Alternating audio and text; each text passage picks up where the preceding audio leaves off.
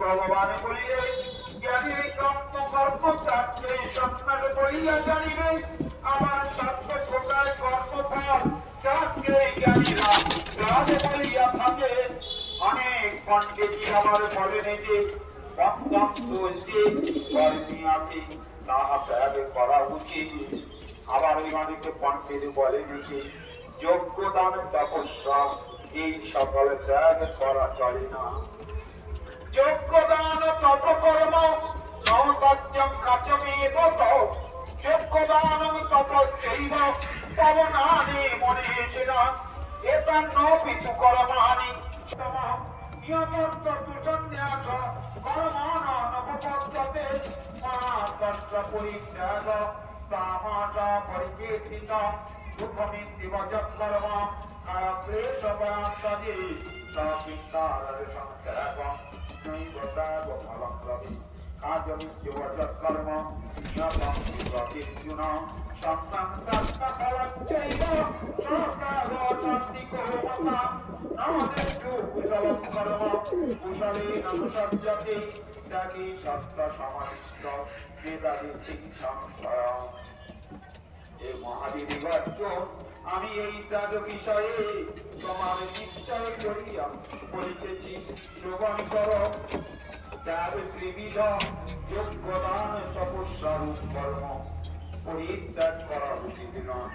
ইহা অবশ্য করণীয়, কারণ ইহা মনীষীদের পবিত্রতা আনয়নকারী হইয়া থাকে। আসক্তি ফলের আশা ছাড়িয়া এই সকল কর্ম করা কর্তব্য, এই আমার উত্তম মত। নিত্য যে কর্ম করা হয়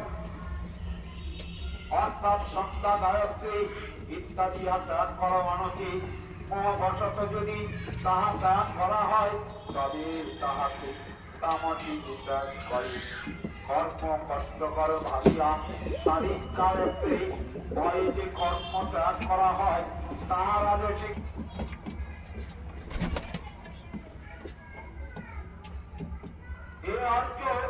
কর্মবদে নিত্য যে কর্ম করা হয় সেই কর্মে আসক্তি বা ফল ত্যাগ করার নামই সাত্বিক ত্যাগ। নিঃসংশয়ী মেধাবী বা সত্যগুণ ত্যাগী কষ্টকর কর্মের বিরক্ত হবে না। আবার যে কার্যে সুখী হন সে কার্যেও খুব আনন্দ বোধ করেন না। পৃথিবীতে সেই সব কর্মই ত্যাগ করিতে পারে না, তবে যে সকল কর্ম ত্যাগে ত্যাগী কর্মফল ত্যাগী তাহাকে ত্যাগী বলা হইয়া থাকে। কর্মের ফলেও বিবিধ পাপ বিশ্বভেদে মনোরক্ষণ হয় না। এই মহাবীর অর্জুন সকল ধর্ম সিদ্ধির জন্য সংখ্যা সকল সিদ্ধির জন্য সংখ্যা সে পাঁচটি কারণে এই দেহ অহংকা নানা প্রকার ইন্দ্রিয়